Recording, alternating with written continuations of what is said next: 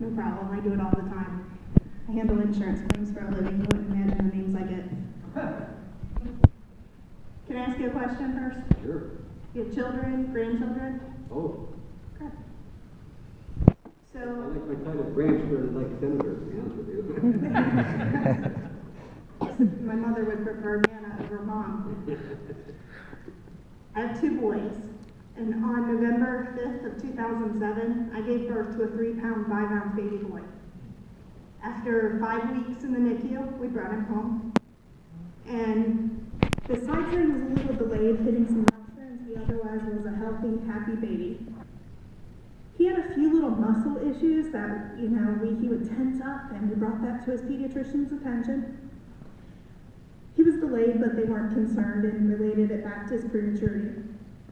When he was 3, we noticed that he stumbled a lot more than other kids his age. And it was May of 2011 that I received a phone call that my son had fallen and that he had a deep cut that they were concerned about. When I picked him up, he was coincidentally cared for by a nurse, and she said, "It's like he had a seizure, but it's not a seizure. I can't really explain it to you."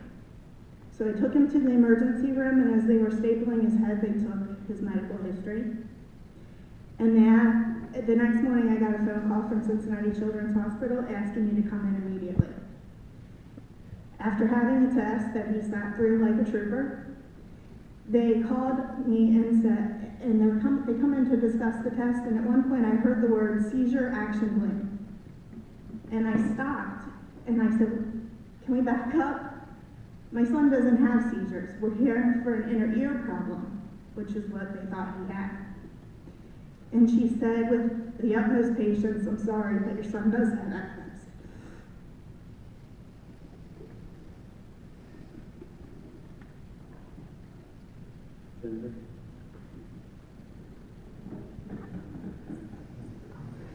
Sorry.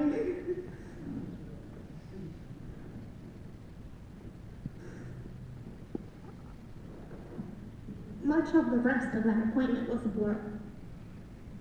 Quite honestly, I think the last 5 years have been. As parents, we all carry guilt. But I carried a new guilt. Did my child have seizures for 3 years that were undetected? And how much damage did that do?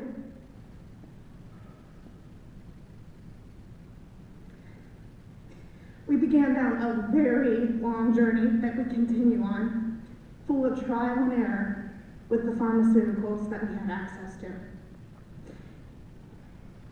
None of them worked. And because both sides of his brain seizes, as we later found out, he would take up to 25 pills a day. I can't describe to you how it feels as a parent to hold your baby down and force drug after drug into them.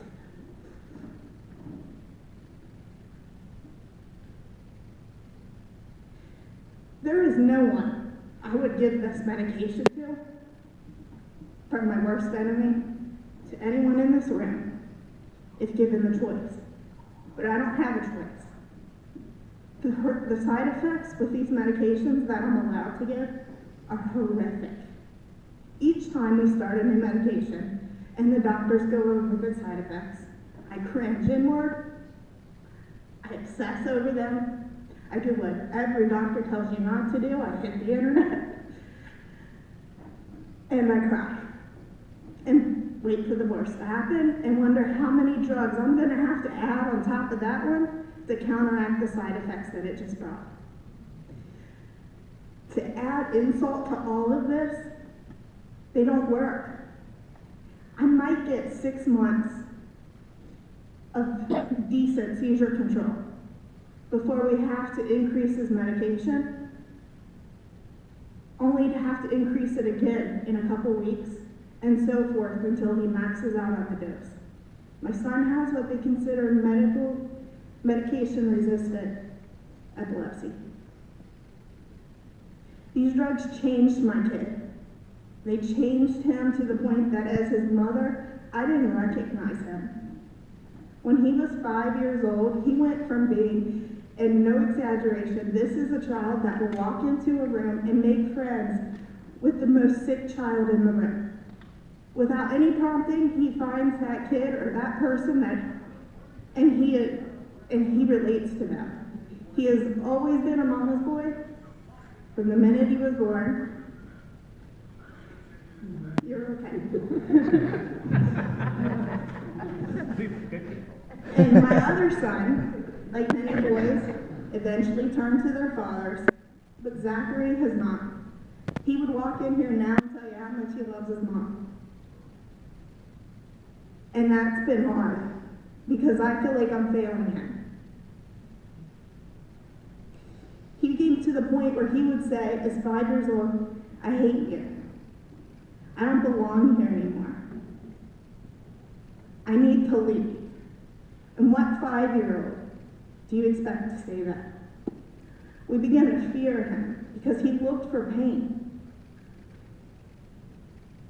To the point that they finally admitted him because that medication was causing him such rage. And again, to add insult, his seizures increased to hundreds a day. Some of the medications have made him have an appearance as if he was drugged, people would say. Because he was. He is. He can sleep entire days. One medication has created hypoventilation for my son. As a result of that, they recommended a tonsillectomy. Fairly standard surgery, right? Everyone's heard of it. Maybe even had it. So the doctor said not to worry, not to worry, which is always concern for worry. We broke a record at Cincinnati Children's Hospital for the longest day following a tonsillectomy. My son was in the hospital for 6 days following that surgery, on oxygen for all 6, because he aspirated during that surgery. And now he wears a BiPAP machine to sleep, which he fights every single night. And we're at risk for future aspiration events. Over the years, my son's epilepsy has evolved and grown with him. He started with muscle jerks, went to eye flutters, also known as Savant syndrome.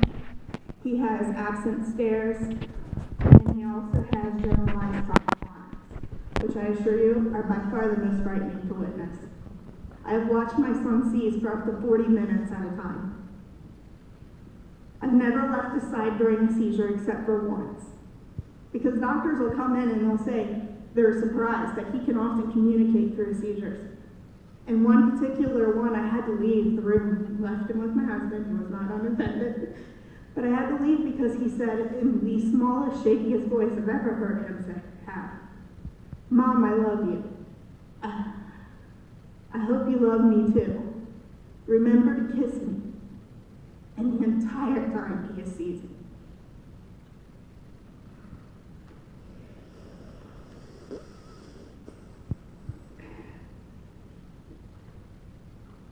You know,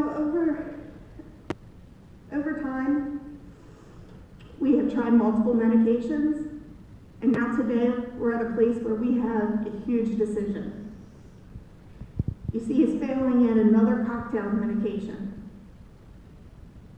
And so we saw his team of doctors who said to us, we are out of options. Nothing you expect to hear from the smartest people.